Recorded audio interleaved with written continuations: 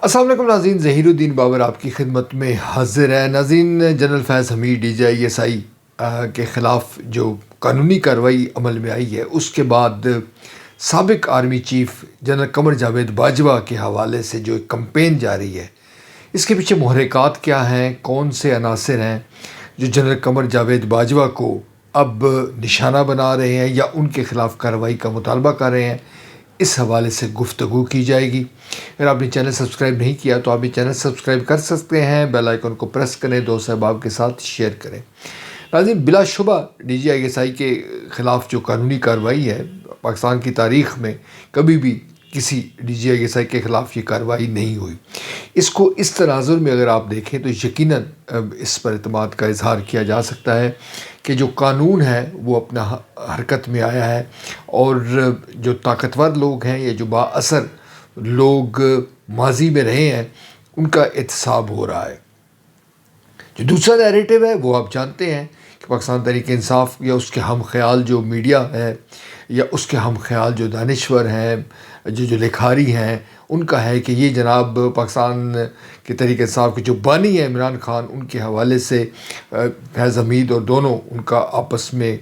اشتراک تھا، یا ان دونوں آپس میں ایک دوسرے کے ساتھ تعاون کرتے تھے، ایک دوسرے کو نوازتے تھے۔ سخت لفظ ہے، لیکن کچھ لوگ یہ کہتے ہیں اس لیے جنرل فیض حمید کے خلاف کارروائی ہوئی ہے، مگر اس کو آپ کسی رنگ میں بھی آپ دیکھ سکتے ہیں۔ ناظرین، اگر آپ پاکستان کے جو عدالتی فیصلے ہیں، کوئی بھی فیصلہ اگر آپ اٹھا کے دیکھیں تو اس پر ایک سے زائد آراء موجود ہیں۔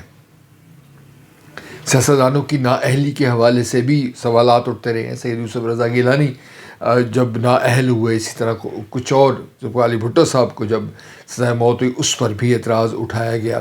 اور پھر اس کے بعد اب جو ہمارے مسلح افواج کے لوگ ہیں، اگر آپ ان کے خلاف جو کارروائی ہو رہی ہے تو اس پر بھی کچھ لوگوں کو اعتراض ہے، اور اس کو سیاسی پہلو کے ساتھ جو ہے وہ نتھی کرتے ہیں۔ جو معاملہ جنرل قمر جاوید باجوہ کا ہے، اس پر کیوں کمپین چلائی جا رہی ہے، ایک پوائنٹ آف ویو یہ ہے کہ مسلم لیگ نون یہ سمجھتی ہے کہ جنرل فیض حمید اور جو جنرل قمر جاوید باجوہ ہیں، ان کے دونوں کا اشتراک تھا، اور عمران خان بھی تھے، یعنی ایک ٹرائی اینگل تھا جس نے مسلم لیگ نون کو ڈیمیج کیا اور بقول ان کے ملک کو نقصان پہنچایا۔ اب یہ پاکستان مسلم لیگ نون کا نیریٹو ہے، اور اسی طرح خواجہ آصف بول رہے ہیں، آپ دیکھتے ہیں جو وزیر دفاع ہیں، اور اسی طرح وزیر کی مشیر ہیں رانا ثناء اللہ، وہ بھی یہ بات کہہ رہے ہیں کہ ان کے خلاف جو مقدمہ ہے جنرل قمر جاوید باجوہ نے بنایا، غرض وہ بھی ایک نیریٹو جو ہے وہ بلڈ اپ کر رہے ہیں۔ مگر جو آج روزنامہ جنگ میں انصار عباسی صاحب کی خبر ہے وہ بڑی امپورٹنٹ ہے۔ انہوں نے کہا ہے کہ جو عسکری ذرائع ہیں، جو ذمہ داران ذرائع ہیں، عسکری ذرائع کا لفظ تو شاید انہوں نے استعمال نہیں کیا، انہوں نے کہا جو ذمہ دار حلقے ہیں، وہ انہوں نے کہا ہے کہ جناب ایسی کوئی بات نہیں ہے کہ جنرل قمر جاوید باجوہ کے خلاف کوئی انکوائری ہو رہی ہے یا ان کے خلاف کوئی مزید اقدامات اٹھائے جا سکتے ہیں۔ البتہ انہوں نے یہ بات کی جو امپورٹنٹ ہے، جو اس کی سرخی بھی لگی ہے، کہ جناب جو بیوروکریٹس تھے، جو ججز تھے، جو میڈیا ورکرز تھے،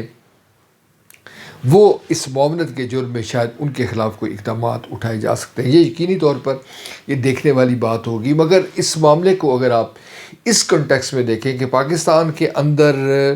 جو با اثر لوگ ہیں اب وہ بھی قانون کے دائرے میں گریجولی آ رہے ہیں، تو میرے خیال میں یہ زیادہ بہتر ہوگا۔ اگر ہم اس کو ایکسپینڈ کرنا شروع کر دیں، جس طرح جنرل قمر جاوید باجوہ کے حوالے سے ایک مخصوص نیریٹو لے کے اگر آپ سامنے آئیں گے تو یقیناً اس پر اعتراض بھی اٹھ سکتا ہے، اور اس کو قبل از وقت بھی قرار دیا جا سکتا ہے۔ ہمیں اپنے جو انسٹیٹیوشنز ہیں اس کو مضبوط بنانا ہے۔ ناظرین، یہ جو اعتراضات اٹھائے جاتے ہیں کہ جناب پاکستان کے اندر انصاف نہیں ہوتا، پاکستان کے اندر مسائل موجود ہیں، پاکستان میں جو طاقتور لوگ ہیں، بااثر لوگ ہیں، سیاستدان ہیں، بیوروکریٹس ہیں، وہ قانون کی گرفت میں نہیں آتے، تو اگر آپ نے قوموں کی تاریخ کا مطالعہ کیا ہے تو آپ اس مغالطے سے نکل آئیں گے۔ میرے کہنے کا مقصد یہ ہے کہ اگر آپ برطانیہ کی تاریخ اٹھائیں، اگر آپ فرانس کی تاریخ اٹھائیں، اگر آپ امریکہ کی تاریخ اٹھائیں، تو آپ اس نتیجے پر پہنچیں گے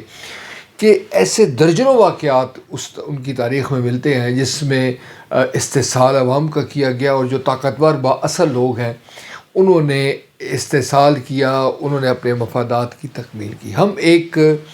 ایک راستے پر چل رہے ہیں، اور اس میں گریجولی چیزیں امپروو ہوگی۔ یہ بھی آپ جانتے ہی ہوں گے کہ جو تعمیر ہے وہ بڑے اس کے لیے صبر اور حکمت کی ضرورت ہوتی ہے۔ جو تخریب ہے شاید اس کے لیے بھی ضرورت ہو، مگر وہ ایک نیگیٹو عمل ہے۔ تخریب بھی جیسے کوئی گھر بنانا ہے تو کتنے آپ کو مراحل طے کرنے ہوتے ہیں، لنٹر تک چھت تک جانے کے لیے، اس کے بعد اس کی فنشنگ کا عمل ہے، اس کے بعد اس کے اندر جو ضروریات زندگی ہیں وہ ہے۔ مگر اگر آپ نے گرانا ہے مکان تو شاید ہو سکتا ہے کہ مہینے میں 15 دن میں وہ آپ مکان گرا دیں، مگر جب آپ بنانے کے عمل سے گزرتے ہیں تو اس کے لیے یقیناً وقت درکار ہے۔ اسی لیے پاکستان کے اندر جو بہتری کا عمل ہو رہا ہے اس کو ہمیں اپریشیٹ کرنا ہوگا، اس پر یقینی اگر آپ اس پر تنقید کرنا چاہیں تو کریں، مگر یہ بات آپ ذہن میں رکھیں کہ جو قومیں ہیں، جو تہذیبیں ہیں، یعنی کہ جو سسٹم ہے کسی ملک کا، وہ بڑا ارتقائی عمل کے ذریعے بنتا ہے، اچانک اس میں کوئی تبدیلیاں رونما نہیں ہوا کرتی۔